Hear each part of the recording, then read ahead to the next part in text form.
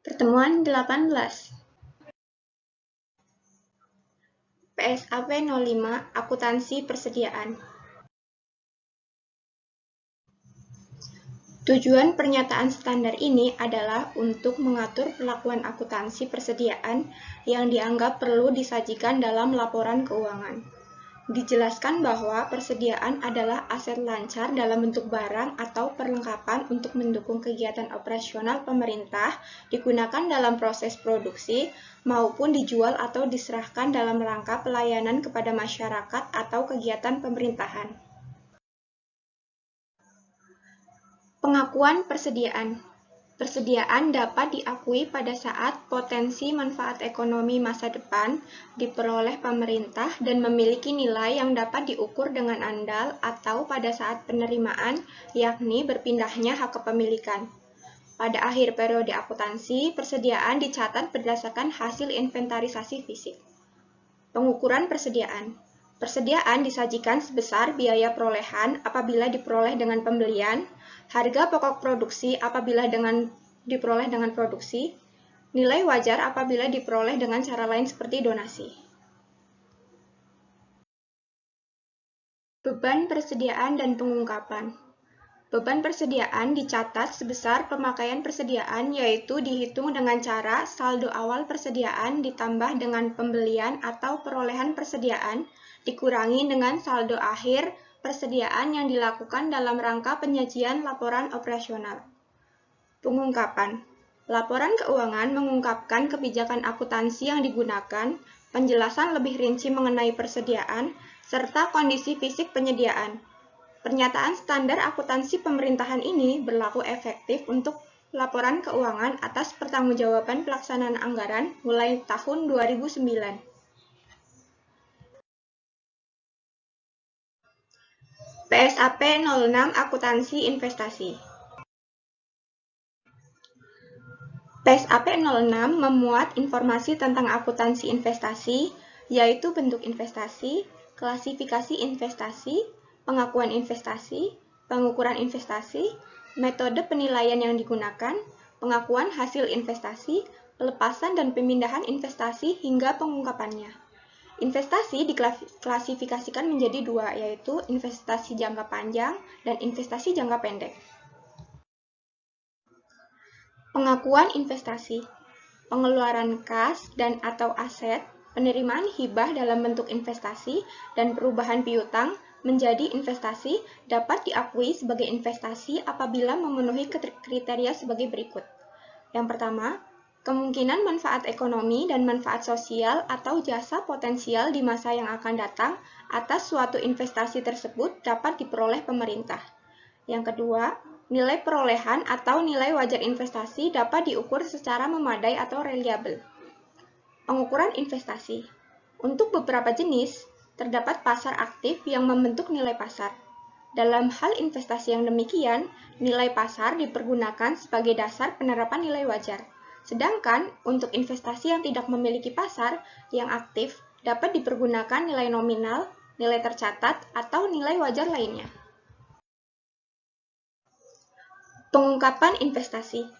Hal-hal lain yang harus diungkapkan dalam laporan keuangan pemerintah berkaitan dengan investasi pemerintah antara lain kebijakan akuntansi untuk penentuan nilai investasi, jenis-jenis investasi meliputi investasi permanen dan investasi non-permanen, perubahan harga pasar baik investasi jangka pendek maupun investasi jangka panjang, penurunan nilai investasi yang signifikan dan penyebab penurunan tersebut. Investasi yang dinilai dengan nilai wajar dan alasan penerapannya, serta perubahan pos-investasi. PSAP 7 Aset Tetap. Pernyataan standar ini mengatur perlakuan akuntansi untuk aset tetap meliputi pengakuan, penentuan nilai tercatat, serta penentuan dan perlakuan akuntansi atas penilaian kembali dan penurunan nilai tercatat aset tetap. Pernyataan standar ini tidak mengatur hutan dan sumber daya alam yang dapat diperbaharui dan kuasa pertambangan, eksplorasi dan penggalian mineral, minyak, gas alam, dan sumber daya alam serupa yang tidak dapat diperbaharui. Klasifikasi aset tetap. Aset tetap diklasifikasikan berdasarkan kesamaan dalam sifat atau fungsinya dalam aktivitas operasi entitas. Klasifikasi aset tetap adalah sebagai berikut. Pengakuan aset tetap. Aset tetap diakui pada saat manfaat ekonomi masa depan dapat diperoleh dan nilainya dapat diukur dengan handal. Untuk dapat diakui sebagai aset tetap harus dipenuhi kriteria sebagai berikut. Pengungkapan. Laporan keuangan harus mengungkapkan untuk masing-masing jenis aset tetap sebagai berikut. Pengukuran. Aset tetap dinilai dengan biaya perolehan. Apabila penilaian aset tetap dengan menggunakan biaya perolehan tidak memungkinkan, maka nilai aset tetap didasarkan pada nilai wajar pada saat perolehan. Pertukaran aset tetap. Suatu aset tetap dapat diperoleh melalui pertukaran atau pertukaran sebagian aset tetap yang tidak serupa atau aset lainnya. Biaya dari pos semacam itu diukur berdasarkan nilai wajar aset yang diperoleh, yaitu nilai ekuivalen atas nilai tercatat aset yang dilepas setelah disesuaikan dengan jumlah setiap kas atau setara kas dan kewajiban lain yang ditransfer atau diserahkan. Penyusutan aset tetap. Penyusutan adalah alokasi yang sistematis atas nilai suatu aset tetap yang dapat disusutkan selama masa manfaat aset yang bersangkutan. Metode penyusutan yang dapat digunakan antara lain metode garis lurus, metode saldo menurun ganda, metode unit produksi. Penghentian dan pelepasan. Suatu aset tetap dieliminasi dari neraca ketika dilepaskan atau bila aset secara permanen dihentikan penggunaannya dan tidak ada manfaat ekonomi masa yang akan datang. Aset tetap yang secara permanen dihentikan atau dilepas harus dieliminasi dari neraca dan diungkapkan dalam catatan atas laporan keuangan. Aset tetap yang dihentikan dari penggunaan aktif pemerintah tidak memenuhi definisi aset tetap dan harus dipindahkan ke pos aset lainnya sesuai dengan nilai tercatatnya. PSAP 8. Konstruksi dalam pengerjaan.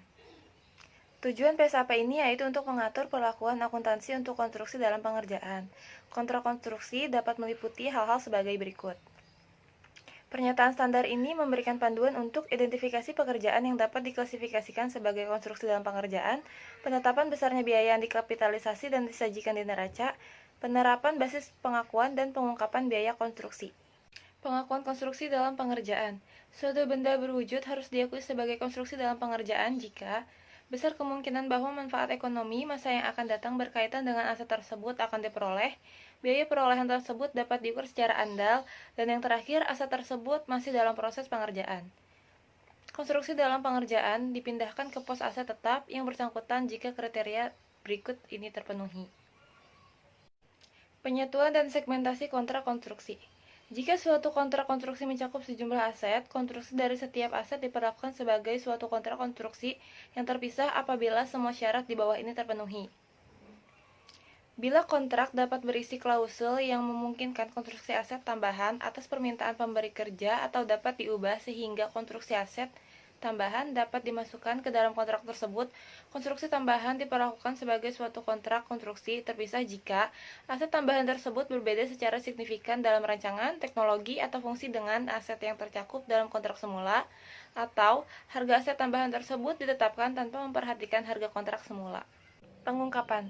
Suatu entitas harus mengungkapkan informasi mengenai konstruksi dalam pengerjaan pada akhir periode akuntan. Pengungkapan. Suatu entitas harus mengungkapkan informasi mengenai konstruksi dalam pengerjaan pada akhir periode akuntansi. Rincian kontrak konstruksi dalam pengerjaan berikut tingkat penyelesaian dan jangka waktu penyelesaiannya, nilai kontrak konstruksi dan sumber pendanaannya, jumlah biaya yang telah dikeluarkan dan yang masih harus dibayar, uang muka kerja yang diberikan, dan yang terakhir retensi. Biaya konstruksi. Nilai konstruksi yang dikerjakan secara swakelola yang pertama, biaya yang berhubungan langsung dengan kegiatan konstruksi, biaya yang dapat diatribusikan pada kegiatan pada umumnya dan dapat dialokasikan ke konstruksi tersebut, dan yang terakhir biaya lain yang secara khusus dibebankan sehubungan konstruksi yang bersangkutan. Biaya-biaya yang berhubungan langsung dengan suatu kegiatan konstruksi lain antara lain meliputi hal di bawah ini. Biaya-biaya yang dapat diatribusikan ke kegiatan konstruksi pada umumnya dan dapat dialokasikan ke konstruksi tertentu meliputi asuransi, biaya rancangan dan bantuan teknis yang tidak secara langsung berhubungan dengan konstruksi tertentu, dan yang terakhir, biaya-biaya lain yang dapat diidentifikasikan untuk kegiatan konstruksi yang bersangkutan seperti biaya inspeksi. Nilai konstruksi yang dikerjakan oleh kontraktor melalui kontrak konstruksi meliputi termin yang telah dibayarkan kepada kontraktor sehubungan dengan tingkat penyelesaian pekerjaan, dan kewajiban yang harus dibayar kepada kontraktor berhubung dengan pekerjaan yang telah diterima tetapi belum dibayar pada tanggal pelaporan.